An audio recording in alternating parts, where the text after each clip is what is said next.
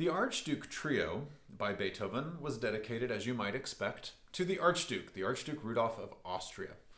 Now, the Archduke Rudolph of Austria had the lucky position of being the youngest of 12 kids and therefore didn't have to worry about ruling an empire. He was more free to pursue artistic pursuits. He was a dear friend of Beethoven's.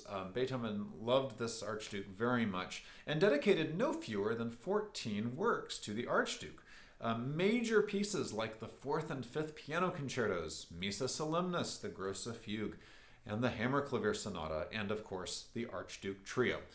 The Archduke Trio is actually Beethoven's final piano trio. You could think of it as his final word on this wonderful, magnificent form that Beethoven had mastered so well.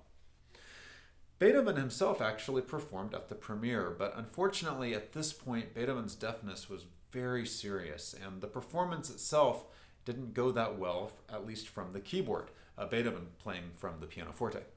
According to Louis Spohr, who witnessed a rehearsal, he wrote, "On account of Beethoven's deafness, there was scarcely anything left of the virtuosity of the artist, which formerly had been so greatly admired. In the forte passages, the poor deaf man pounded on the keys until the strings jangled, and in the piano passages he played so softly that whole groups of notes were omitted, so that the music was unintelligible unless one could look into the pianoforte part. I was deeply saddened at so hard a fate." Now, in some respects, the Archduke Trio is something of a culmination of the middle period and points also into his late period. For example, he demonstrates mastery of the grand, full, extended sonata form. You have an expansive first movement, something like 10 minutes long.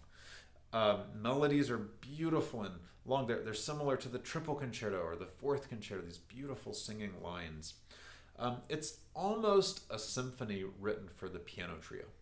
And yet there are other things that point to the late style, especially the beautiful third movement with its theme and variations seems to point the way a little bit toward Opus 109 Sonata, the third movement, or the 111 Sonata.